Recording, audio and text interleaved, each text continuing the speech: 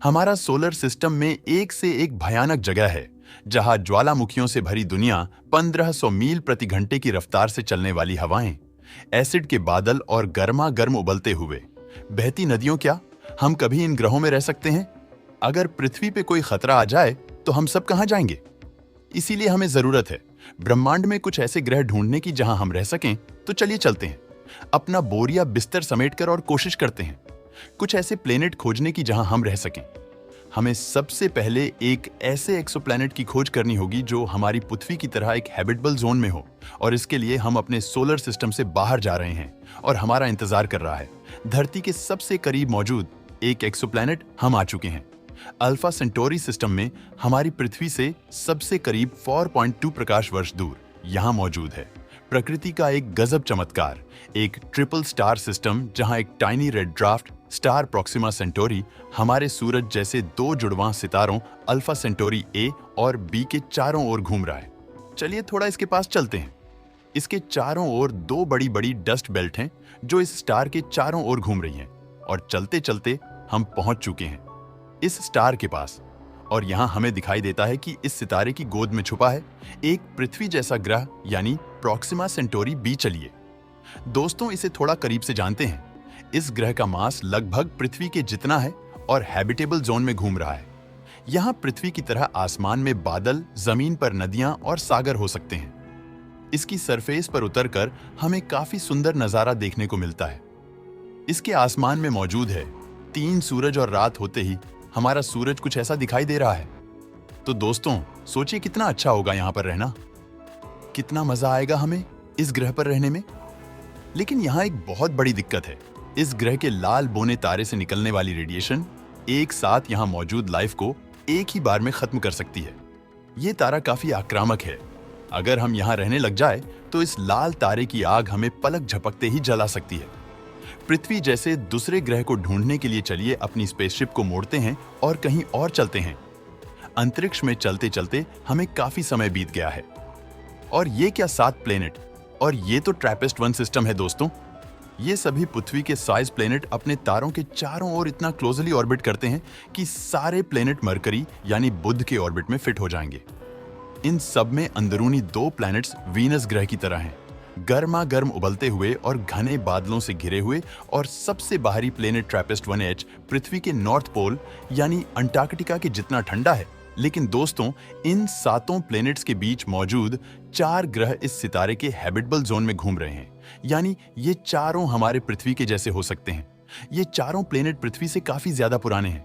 और हम आपको बता दें कि अगर यहाँ लाइफ है तो ये लाइफ पृथ्वी पर मौजूद लाइफ से 3 अरब साल पहले पैदा हुई होगी। लेकिन यहाँ एक ट्विस्ट है, ये सारे प्लेनेट टाइटली लॉक्ड हैं, यानी इसका एक हिस्सा हमेशा सूर्य की तरफ तो दूसरा हमेशा ठंडे अंतरिक्ष की साइड में रहता है। ऐसे में सवाल बनता है कि क्या हम पृथ्वी वासियों का यहाँ रहना संभव है? एक तरीका है, वो है टर्मिनेटेड लाइन। इन ग्रहों के ठंडी और गर्म जगहों के बीच का भाग जहां टेम्परेचर हमारे रहने लायक होगा। अगर हम भविष्य में यहां रहने गए तो आसमान का नजारा काफी सुंदर होगा। यहां के दिन और रात काफी रोमांटिक होंगे।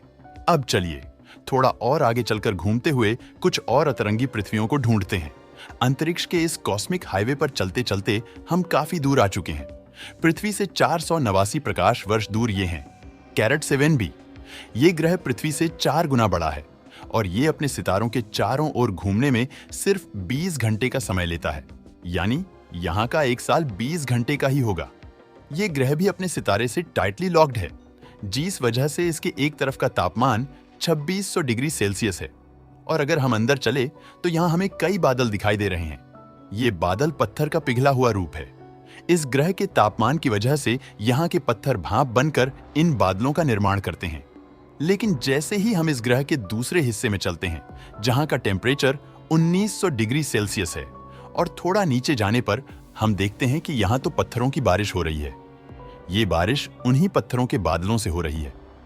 जिस तरह हमारी धरती पर पानी भाप बनकर बादल में जाकर फिर से बरसता है, उसी तरह से जब ये पत्थर के बादल इस ग्रह की दूसरी तरफ आते हैं तो इनसे पत्थर बरसते हैं।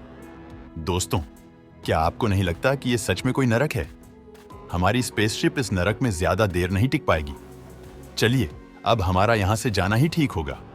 ब्रह्मांड में भटकते भटकते हम पहुंच चुके हैं, फिर से पृथ्वी के ही पास, सिर्फ 40 प्रकाश वर्ष दूर। ये है GJ 1214b में। इस प्लेनेट के अंदर जाने पर हम देखते हैं कि यहाँ चारों ओर सिर्फ पानी ही पानी है, पृथ्वी से 3 गुना बड़ा।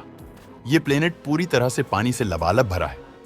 ये ब्रह्मांड में घूमता एक समंदर है और इस ग्रह की बड़ी बड़ी लहरें पूरे ग्रह के चारों ओर चक्कर लगा सकती हैं।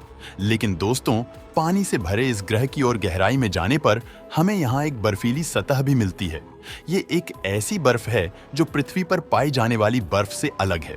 वैज्ञानिक ने इसे I7 का नाम दिया है क्योंकि इसके 100 किलोमीटर के ऊपर इतना ज्यादा पानी का प्रेशर है कि ये प्रेशर इसे एक नए प्रकार की बर्फ के रूप में बदल देता है। ऐसे में इस ग्रह पर काफी विचित्र जीवन भी मौजूद हो सकता है जो इस महासमुद्र के नीचे पल रहा हो। अगर हम कभी इस ग्रह पर रहेंगे तो हमें इस समंदर पर ही किसी तरह अपना डेरा बसाना पड़ेगा। चलिए अब हम कहीं और अपना डेरा ढूंढने की कोशिश करते हैं।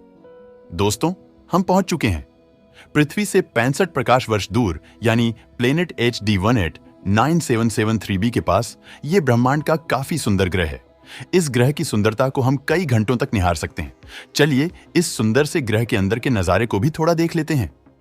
दोस्तों, ये सुंदर सा दिखने वाला ग्रह तो काफी खतरनाक लग रहा है। इसके एटमॉस्फेयर में सिलिका के पार्टिकल्स काफी मात्रा में मौजूद है, यानी कि कांच और धूल के कण, और यहाँ चलने वाली हवाएं 9000 किलोमीटर प्रति घंटे की रफ्तार से चलती है, यानी कि ध्वनि से भी 7 गुना तेज गति से। और देखिए दोस्तों, इस ग्रह पर तो कांच के टुकड़ों की बारिश हो रही है।